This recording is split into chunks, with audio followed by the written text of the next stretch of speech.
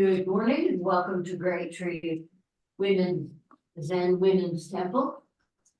Our speaker this morning is the Reverend Teijo Munnich. First, we would like to have the opening sutra. And unsurpassed, penetrating and perfect God, Israel, you have heard. Help us. See and listen to, remember and accept. I vow to taste the truth of God's Abbess teaching. And now a brief statement about Dharma. In Buddhism, when Zen practitioners share their understanding of the teachings and practice, it is offered freely as a practice of Dana. Dana is a Pali word that means generosity or to give freely, and this practice is done without expectation of getting something in return. This is the spirit of speaking about the Dharma. Other ways to practice Dana is to offer support to those who share the teachings, to support places of spiritual practice, and to give without judgment or expectation when opportunity arises. Those who share the teachings of Great Tree do so on a Dana basis. Please support their practice by giving what you can. And if you'd like to give Dana to Great Tree, you need to go to greattreetemple.org and follow the donate path. This morning, our speaker is the Reverend Teijo Munnich, who has been a priest for more than 40 years, who was ordained by Dainin Katagiri Roshi and is one of his Dharma heirs. And this is her morning to give us her wisdom. Did you switch the name? Sure.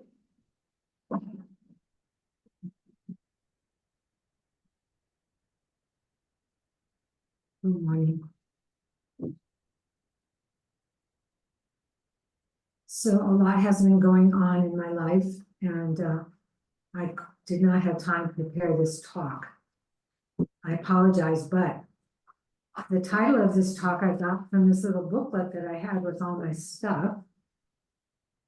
It's by Teijo Reverend Anderson, and I have a feeling like that it's a prototype to his book on being upright, which talks about the Bodhisattva precepts from the perspective of Dogen's teaching in the Kyoju Kaimon.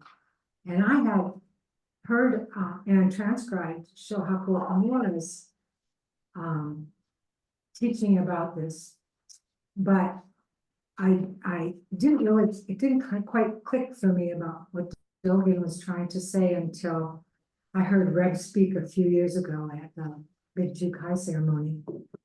So this is kind of it in a nutshell, and there's some things in here that I don't remember even reading in Being Upright. So basically, I think I'm just going to read this to you. What it is it's the he calls it the lay Bodhisattva initiation ceremony.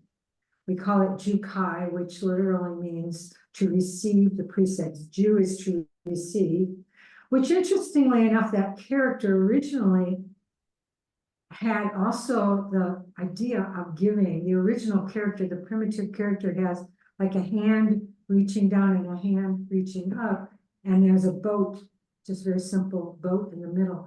So it's both giving and receiving are part of the same activity. So I think that's really valuable for us to think about. Oh yeah, there it is. Thank you. Anne always has it at hand. Can you pin her for a second, or do the speaker, put it into speaker? Just hold on to that thought, Anne.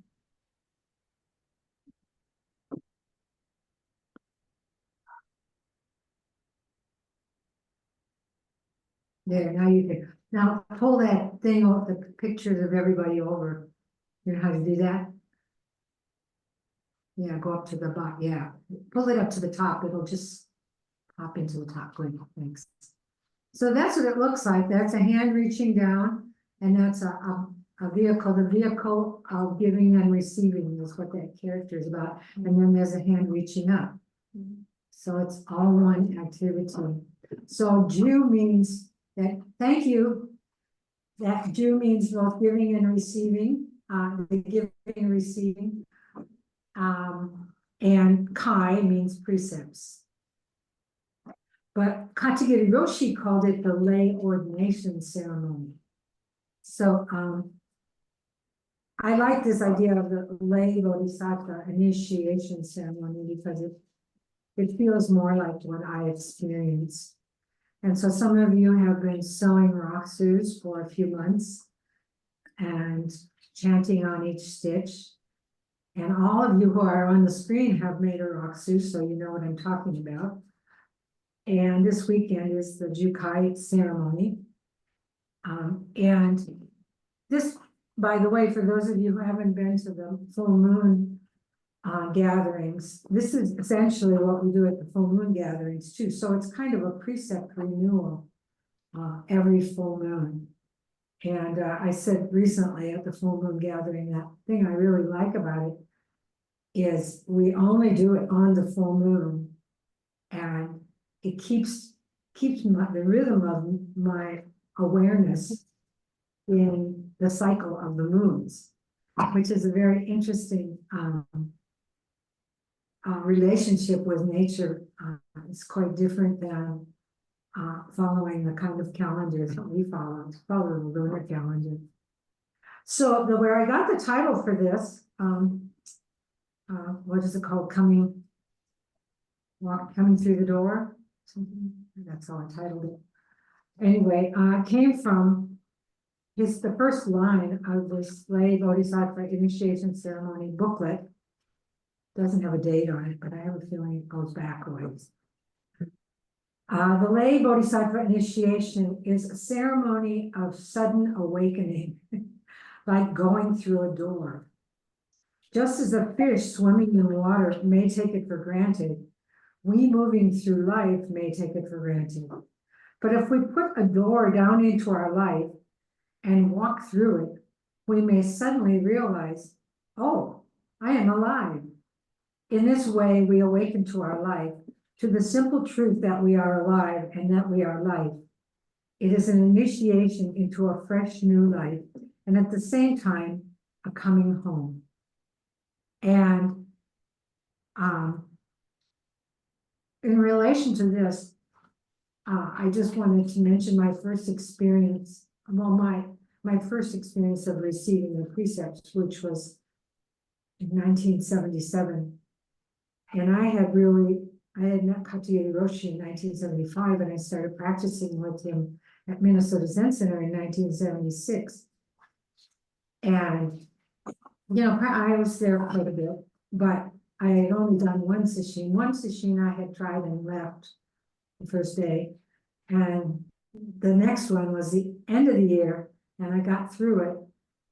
But I really, you know, I felt like my practice was still pretty shaky. So when he announced this Jukai ceremony, first of all, I identified as a Taoist, not a Buddhist. And I kind of, everybody said, are you going to do it? And I was, no, not yet. It's not time for me yet. But then he gave 3 lectures about it. And at one point he said, you don't have to be a Buddhist to receive the precepts. And I was like, oh, this little light went off. So I went and signed up. And then I just got caught into the whole sewing rakusu and everything. And I was telling somebody recently that I was way behind because I do not sew. And so finally people started kind of swooping down and picking out pieces of my rakusu and sewing it. And I remember at the time I thought, wait, I should be doing this myself. And then I had to come to kind of a realization that this practice is about Sangha, it's about working together, you know? So anyway, the rakusu got sewn and I got swooped into this ceremony. And in the middle of the ceremony, when we were reading the 10 great precepts, I was like, wait, I didn't know this was what I was getting into. But I was in the middle of the ceremony, so I couldn't decide to change my, oh, I could have, I suppose I could have walked out, but you know, I don't, that's kind of embarrassing to do something like that, so I just kind of said, well, you know, you read those precepts and you say, well, you know, I don't know if I don't think I can do this, you know, perfectly. That's just like, we have this idea, we have to do everything perfectly, you know, and that's just, perfect is just the way we frame a certain activity, you know. But actually what perfect is completely responding to the moment. So even the precepts, you have to be kind of flexible about our understanding, you know, and use them just as a mirror.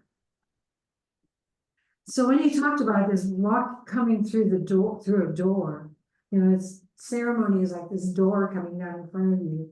It just struck me that that's what happened for me. And I didn't really notice it. I just remember sitting at that ceremony and thinking, I can't possibly keep these precepts, you know, and saying, well, here I am, and I'll just got to do my best. And a couple of months after we received I think we made some good progress yesterday. what? What did we do?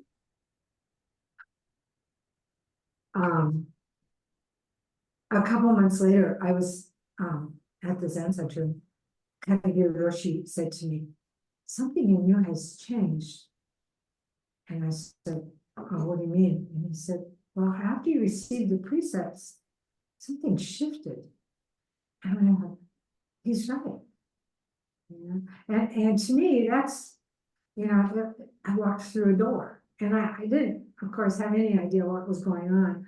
But, and you know, we talked about this big Jukai ceremony that 4 of us went to out in Los Angeles in a couple of years ago, and how powerful it was. It was 5 days, and 2 were participants, and 2 of us, Chinio and I, were both kind of on the staff. We had roles in the ceremony, and we talked about, they talked about how they felt like they were being held by a container. And when they said it, I thought, yes, it's true, you know.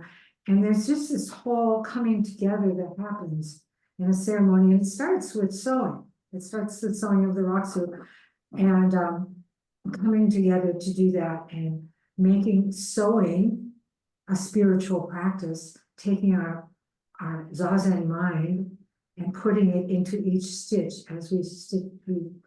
We stitch the 3 refuges. We chant the 3 refuges, and you know, it's all having this faith that even though we don't know what's on the other side of the door, we will walk through. We will open the door. When the door is open, we will walk through, you know. And so this is an invitation, and I always use the word receiving the precepts rather than taking the precepts, because I think it has a different feeling. To receive means it's a gift. When I received my confirmation when I was about 12 years old, I remember sitting there thinking, I'm not ready for this, I'm not ready for this, you know, I'm not good enough. And the bishop was walking up and down the aisle and giving a talk. He was a real kind of extroverted guy, you know, very lovable. And he said, you may think, you know, that you aren't worthy of this. But he said, you will receive gifts, you know, and we were told, you know, the gifts of the Holy Spirit and the fruits of the Holy Spirit, and there's a whole list of them and everything. And he said, if you don't need them right now, well, just put them up on a shelf, and when you need them, take them down and dust them off, and they will be there for you, you know. And I feel that same way about the precepts. So we receive that as a gift. And then we may feel like, I don't know if I know how to do this. I don't know if I'm ready for this. And that's the way this practice feels like, no matter what you do. But, you know, you walk through the door, which means opening your hands to receive it. And it will be there. They will be there when you need them. And one of the points they made at this preparation for this big ceremony that we had in LA is that because people were saying, well, if people have already received the precepts at our center, at our temple, can they receive them again? And they said, you can receive the precepts many times. You can't receive them often enough, was kind of the message. And I remember, and for those of you who have not sewn a rocksuit, if you want, you can still say, yes, I will, to the precepts. And if you come to the precept ceremony, you too can. And I remember being at a Thich Nhat Hanh retreat one time where he gave the precepts, and some people, signed up and said, yes, I want to receive the precepts, and anybody could do it. And I thought, well, hey, that would be good. And so I signed up to receive them again. When I was ordained and everything, I'd received them in my ordination. But just anybody can receive them anytime.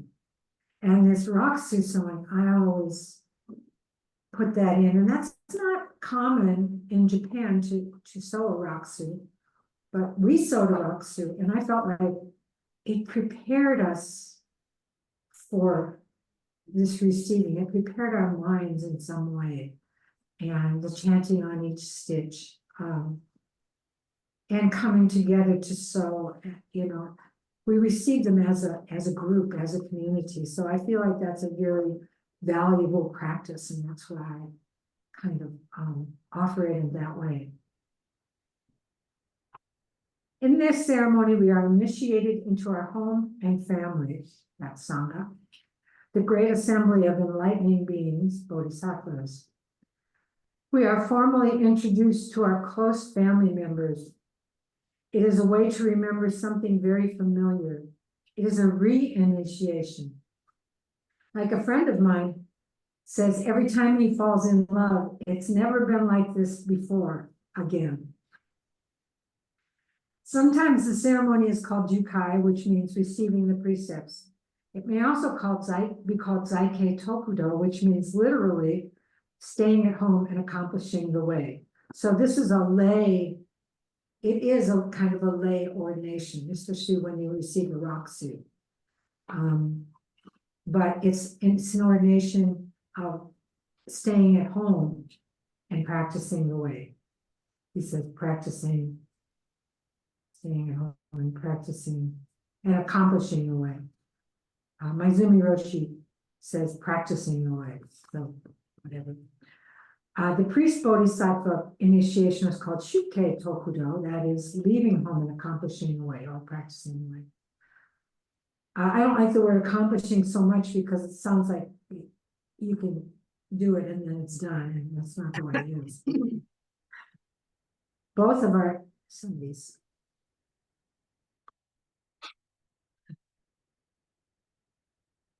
Both of these ceremonies offer a means for being one with Buddha's way. And interestingly, the priest ordination, the priest receives the same precepts, the same 16 bodhisattva precepts as the lay ordination, as in the lay ordination. And that's probably because, it probably comes from Dogen, but it might have come from his teacher. That's because Dogen really emphasizes that priests and lay practice are not different, are not separate. So it starts with the invocation, inviting the ancestors, invoking the presence and compassion of our ancestors. In faith, we are Buddha. We enter the Buddha way. So that's when we chant the 10 names of Buddha. And we'll talk about that in the rehearsal this afternoon. We call within, we call up the wisdom and compassion of the Buddhas and ancestors. In this way, the beginning of this ceremony is Buddhahood. I always love, at the beginning of a teaching and things, the Buddhas and ancestors are always invited. And in the Vimalakirti Sutra, all these people, all these monks and people have come to hear the teaching of Vimalakirti, who is a lay teacher. But one of the monks is really concerned because when all the gods and the bodhisattvas and the Buddhas are invited, will there be enough room for all of them, enough chairs for all of them? And the teacher and the Buddha just says, there's always enough room, And I remember when we had the opening for Zen Center of Asheville, which used to be located in West Asheville. Now they become a moving sangha. But in the opening ceremony, it was a living room, not even as big as this Zendo. And there were probably 50 people there. They were just wall to wall people in this living room. We had blankets for them, so we didn't even have enough zafus for everybody. And we started with meditation, and I didn't know what name to give to the Zen Center. I wanted to give it a nice name. And when I was sitting there, I realized that this room was not full yet. There was all that space above us in the ceiling, from us to the ceiling. And so I named it Dai Shin Temple, which means magnanimous mind, which means spaciousness. And so this is what that came to me from the Vimalakirti Sutta. And then the next part is, he calls it confession. It's called Sangha in Japanese. And I like, there was a Tibetan teacher at a gathering I was at who referred to it as setting aside. So this is really looking at something that we do, acknowledging something that we do that creates disharmony in whatever situation we're in, and something that we want to kind of set aside and acknowledging it out loud. So this is what confession means. This is what Sangha actually means, repentance. But repentance in Buddhism is just the recognition of something that we do that creates disharmony. And in this case, saying it out loud. And that comes from the early practice of Buddha with his Sangha, with his disciples. They came together on the full moon, every full moon, and acknowledged out loud to each other something that they had done that had created disharmony in the community. And then the comment is, you have gone beyond the karma of body, speech, and mind. Karma meaning the kind of repeated actions that we do based on our habits, permanent kind of habits, and have been freed from greed, anger, and delusion, O good disciples of Buddha. Now you may live in the way of the three treasures. Even after acquiring Buddhahood, will you continue this truthful practice? And then the people who receive it say that, yes, I will. And this is Reb Anderson's, or Tenshin Anderson's comment. This is a group confession for the avowal and confession of our past actions. Then to clear away any reservations, any resistance, any hesitation to accepting truth, to accepting the way we confess. We avow all the things we have done from the beginningless time with our body, our voice, and our thought. So this is even a bigger kind of repentance. Through all kinds of confusion, aversion, and attachments, we avow all these things, these actions, and burn them up by this complete avowal, setting ourselves free and ready to receive the precepts of the Buddha way. And we really feel free from our past karma, as though we can actually change and start fresh on the path. So this is what happens when we walk through the door. There's a letting go that allows us to continue to let go, to acknowledge and let go. And even though, as one teacher, this big ceremony that we did a few years ago, I actually had done 15 years before at the same place. And this time it was all done in English, but that time it was in Japanese with translation. And this one teacher from Japan gave a talk, and he said, now, once you have made this repentance, so you've gone through this, chanting, part of the ceremony, you will be pure, just like he says here, you will be clean of all your karma, present and past. But probably when you walk out the door, he'll do it again. And, oh, you know, but actually, it happened when I walked out the door. One of the things I thought I had set aside, I fell right back into in a conversation. So it is something we have to constantly be working on. And I wish somebody had told me this before that precept ceremony, but you know, we all have to keep reminding ourselves that we have to let go in that way. And then the next thing is, when I go, whoever's leading the ceremony goes around and sprinkles purification water. And what he says about this, the basis of this, it's called wisdom water. Wisdom water purification is the Buddha nature, which we all share. We have this water that has been passed down to us for thousands of years. And we take some of this water and sprinkle it on all the people to purify each person, just to make sure they're not holding on to any of the dust of past action. Then everybody is clear and pure.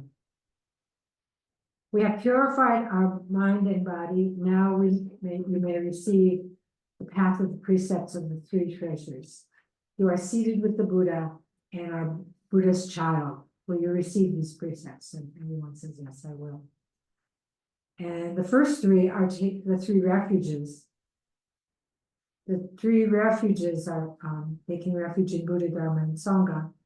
And I always like to point out, and he points it out in here too, that the word for refuge, that was translated as refuge from Japanese, is the verb kaeru, but kaeru means to return home.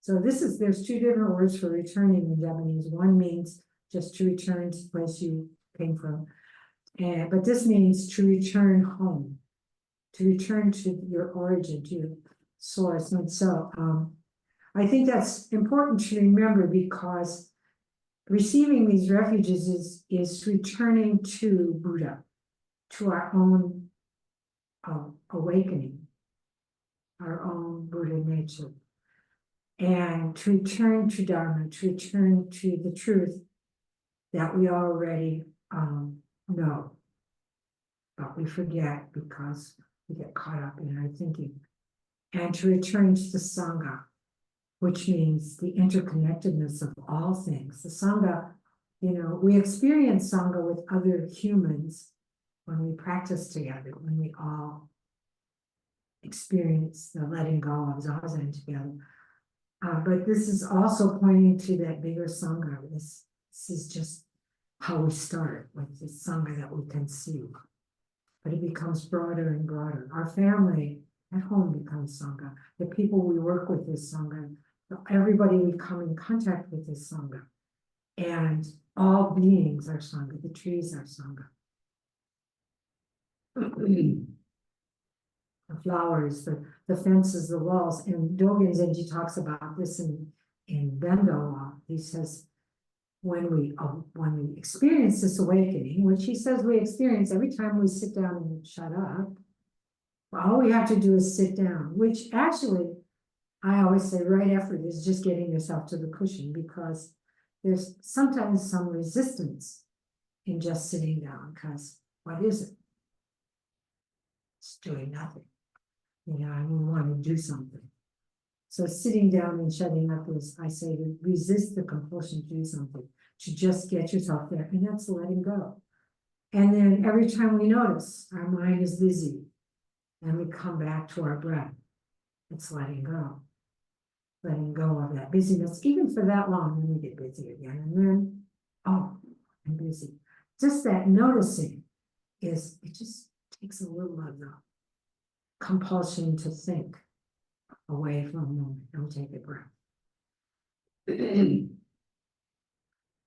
So walking through the door of the ceremony is letting go. So taking refuge in Buddha, Dharma, and Sangha is recognizing our own awakening, our own Buddha nature, recognizing our own relationship with truth, the truth of impermanence, truth of interdependence. And taking refuge in Sangha is awakening, reminding ourselves or being aware again, even for a moment, that we're part of something much bigger, that we're not just doing things just according to our own way of thinking about it.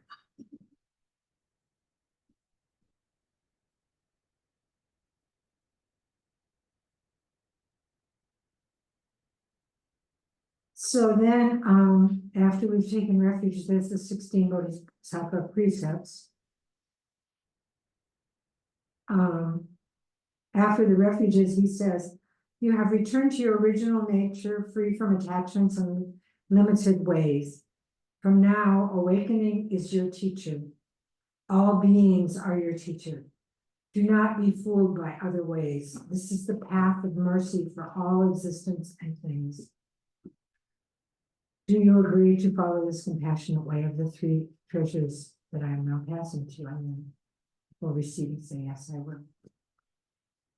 In this ceremony, we give the 16 great Bodhisattva precepts, which are the 3 refuges, the 3 pure precepts, and the 10 great precepts. Taking refuge in the threefold gem is the beginning and end of the Buddha way. It is the heart. For Dogen Zenji, does everybody know who Dogen Zenji is? Yes. Yes. Dogen Zenji is the person who, monk, Japanese monk, who went to China and met a teacher who taught practice of shikantaza. Shikantaza means just sit. And the idea of just sitting is to not have any focus, to not have any like no mantra, no nothing to focus on, just being present. And of course, our mind does what it does, but then we notice what our mind does what it does. And when we notice it and we have this moment, even a moment, recognizing it, that's letting go. And it's letting in all beings. So we have the experience of that relationship. So it's an experience. This practice is about experience. And so Dogen Zenji is always pointing to the experience. And Dogen Zenji was in the 13th century, but his practice has kept going.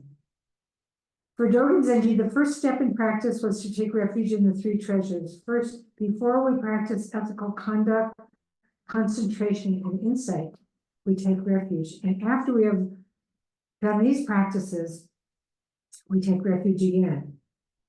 This pattern is demonstrated in Dogen Zenji's life. Towards the end of his life, he wrote the Shobo Genzo fascicle called Taking Refuge in the 3 Treasures. He hoped to revise it, but due to his health, he was unable to do so. As he was preparing to die, the practice of this great and learned Zen master was to write Buddha, Dharma, Sangha on a pillar in his death room and then walk around the pillar taking refuge. He said, I take refuge in awakening, I take refuge in the teaching, I take refuge in the community. This is what the old Buddha did. He calls Dogen Zenji the old Buddha as he was dying. And this is what we chant when we sow the Raksu. Each chant is taking these refuges or reminding ourselves of our own Buddha nature. A Buddha is constantly taking refuge in Buddha. So a Buddha is constantly taking refuge in him or herself.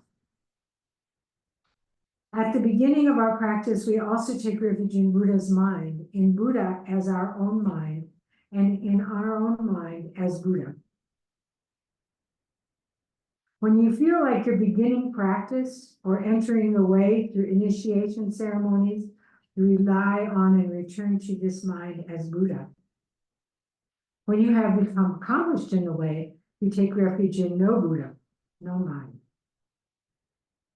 The Japanese expression for taking refuge is kie.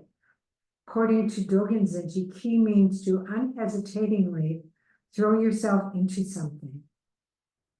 And it also means to return home. Therefore, to take refuge in the threefold gem, or threefold treasures or refuges, is to throw your awakened mind into awakened mind, into the perfect teaching, into the oneness of all beings. That's the Buddha Dharma Sangha. It is to jump unhesitatingly into awakening, into the true teaching, into the interconnectedness of all beings. That is key. And A means to rely or depend on, to find true safety and asylum in Buddha, Dharma, Sangha. Ultimately, there is only one treasure, awakening. But for the sake of helping people, Buddha is seen as in three aspects. One is awakening as a teacher for us, and we are our own teachers, ultimately, but looking to Buddha or looking to a teacher who has done this practice and has experienced it. And then eventually to rely on our own Buddha, our own awakening. Another is awakening to the teaching. The teaching is what points to awakening. And then there is awakening as revealed through discipline, and thus those who practice it. The discipline is the 10 great precepts. The feeling and spirit I have when taking refuge is to unhesitatingly plunge into Buddha mind, to rely on, Buddha means awakened mind, to find safety in, to rely on, and return to this awakened mind. With no hesitation, I jump into the true teaching, rely on, return to the Buddha mind. With no hesitation, I jump into the true teaching, rely on, return to, and depend on the true teaching. With no hesitation, with no reservation, I dive into the community of fellow practitioners, of good friends, into the interconnectedness of all living beings. This is what we do, and this is Zazen. And this unhesitating is kind of how I talk about fearlessness. Fearlessness is not to be unafraid.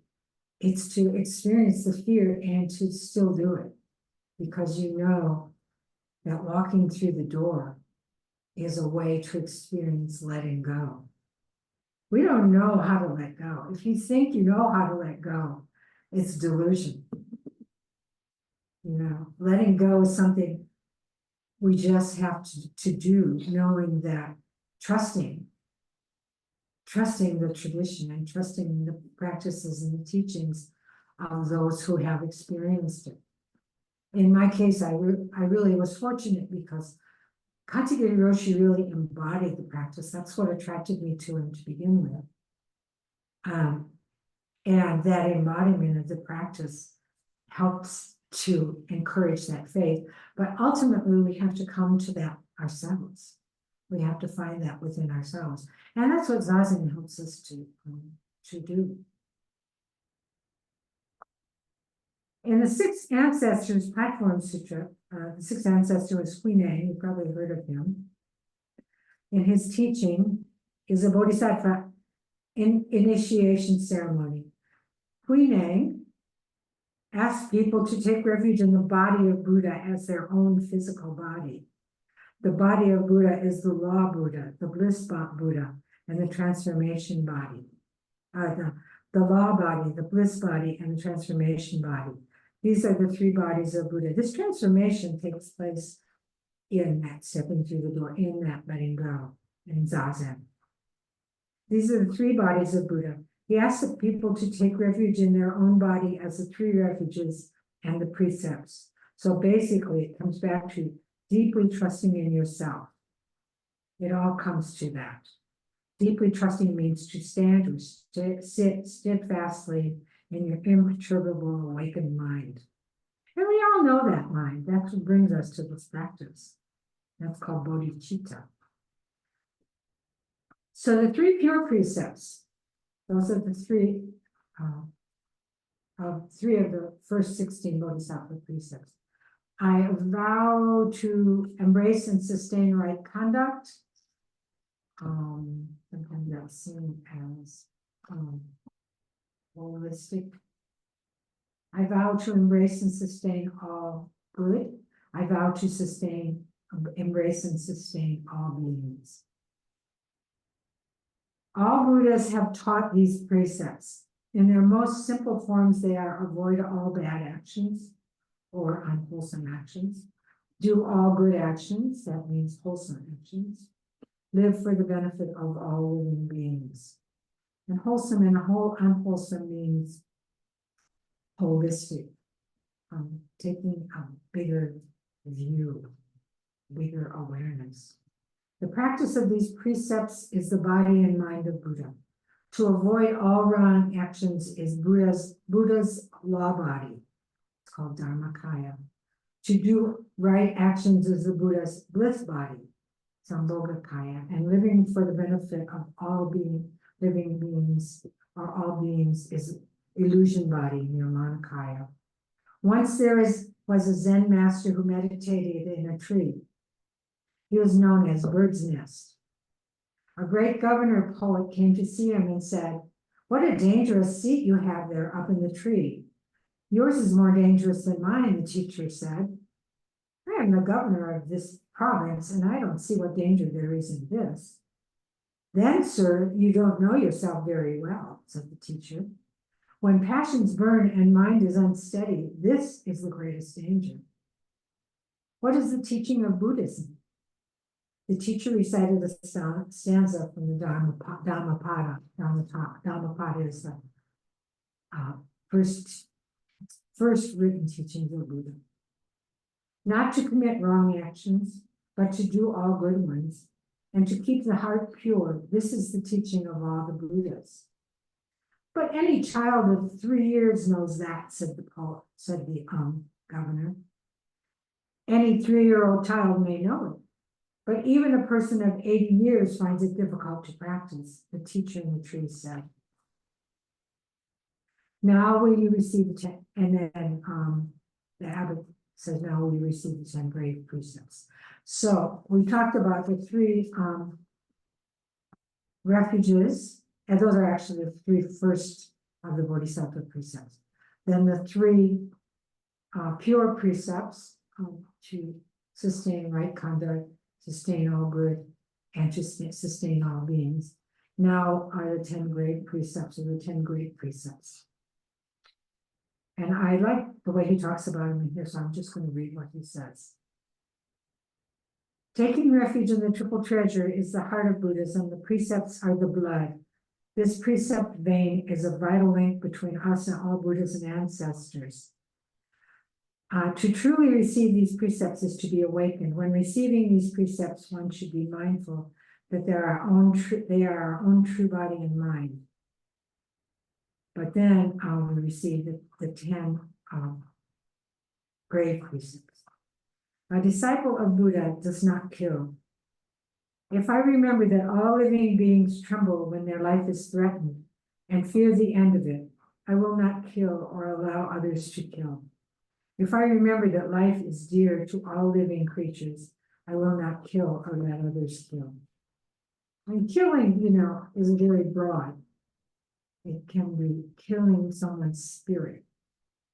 And in Tibet, Tibetans are very serious, and in Theravada Buddhism, they're very serious about not killing even bugs, little bugs. I was at a Tibetan place called Land of Medicine Buddha in California.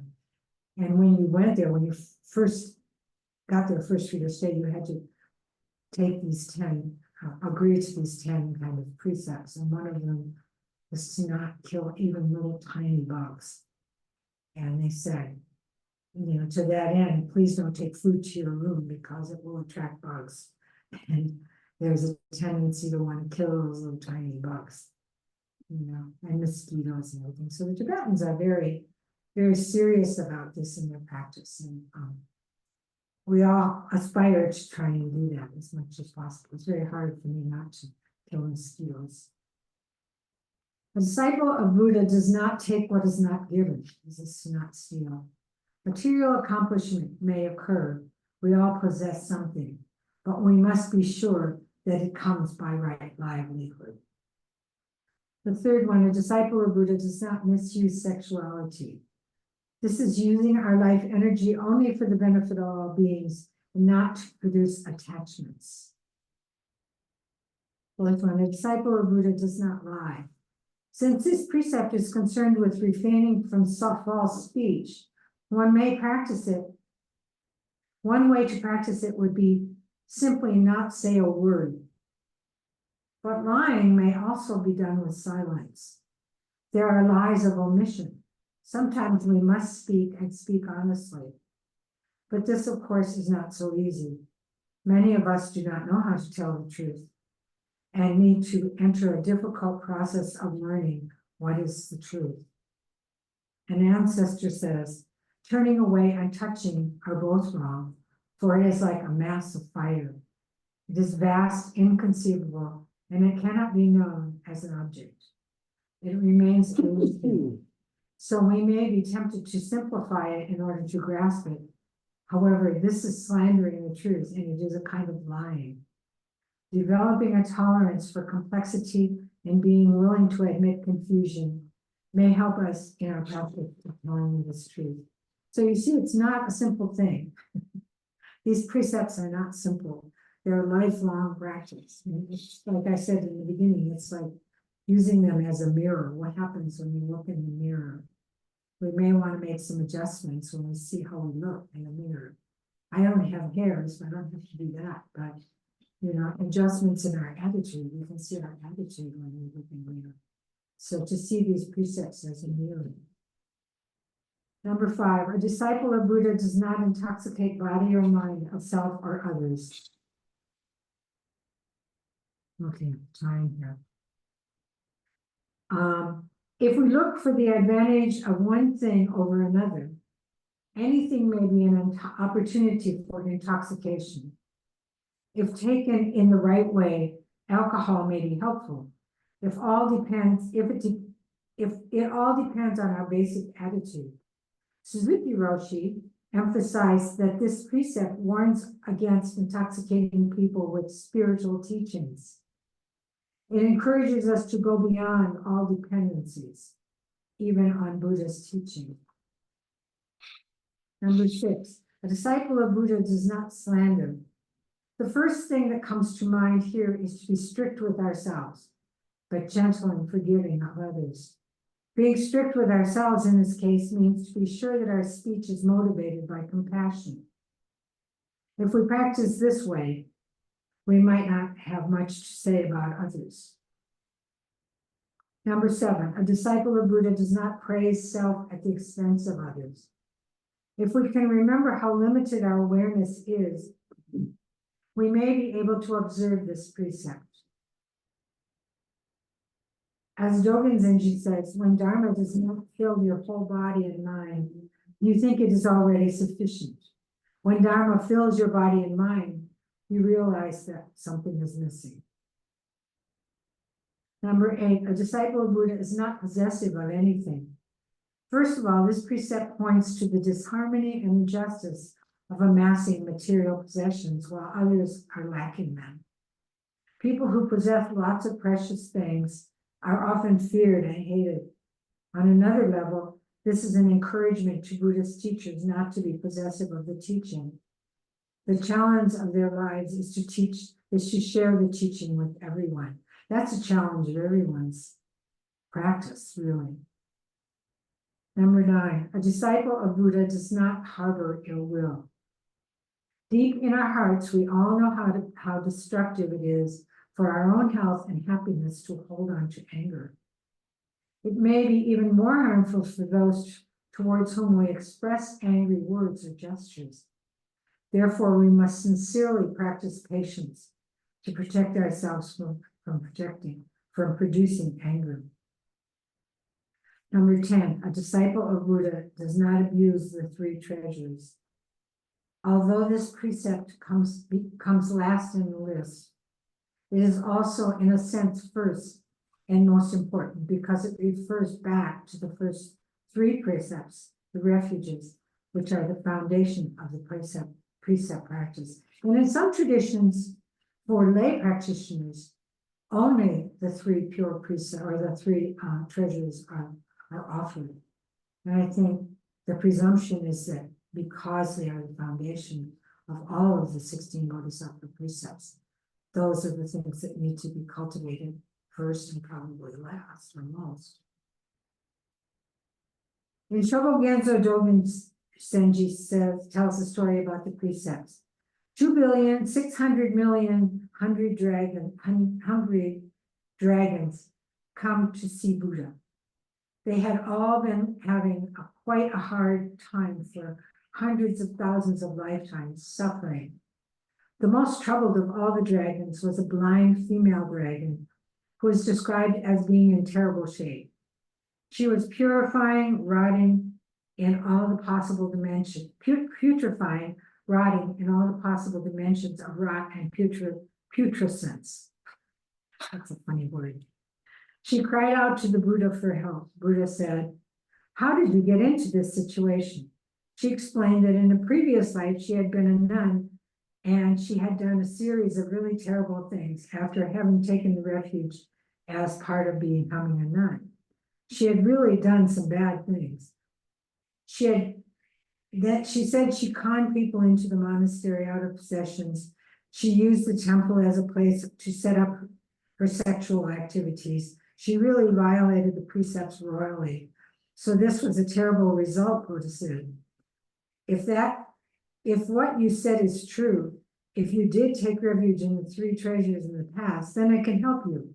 He reached out and scooped up some water and said, "In the past life, I gave my life for a dove." He poured water into his mouth and sprayed it onto her, purifying her rotting body. Then he said, "Now, if you wish to receive the three refuges, you can do that." And she did. This is all that could be done for her. And it is because she took the refuges in the past that Buddha could do this for her. Now, by these acts of invocation, confession, purification, taking refuges and receiving the precepts, we become the working basis of the Buddha way. We have become, by these actions, the ground of the arising of the Buddha mind, of the bodhicitta, and therefore we are ready to receive a new name, new clothes, and a new family lineage paper. So I'm going to stop there, but I do want to share one more thing. And this comes from something that was put out by the headquarters in Japan. Within Mahayana Buddhism, we receive the Bodhisattva precepts, in this case, the 16 Bodhisattva precepts. They consist of the 3 refuges, 3 pure precepts, and 10 grave precepts.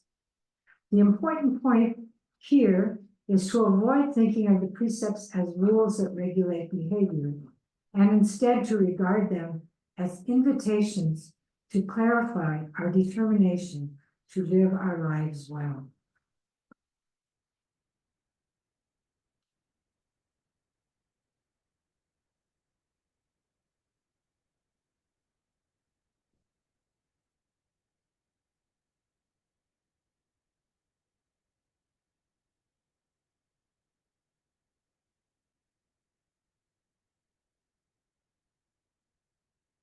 So now we'll give back the merit. So anything that you've gained from listening to the Dharma or from your practice today, let's share it. It's called sharing the merit. May the merit of this practice May the merit of this practice benefit all beings benefit all beings and bring peace. and bring peace.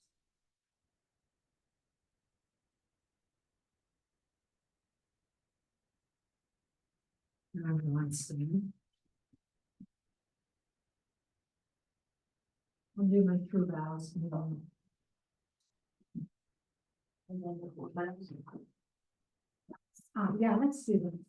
We'll take a little break, 10 minutes or 15 minutes. And then start 1,000.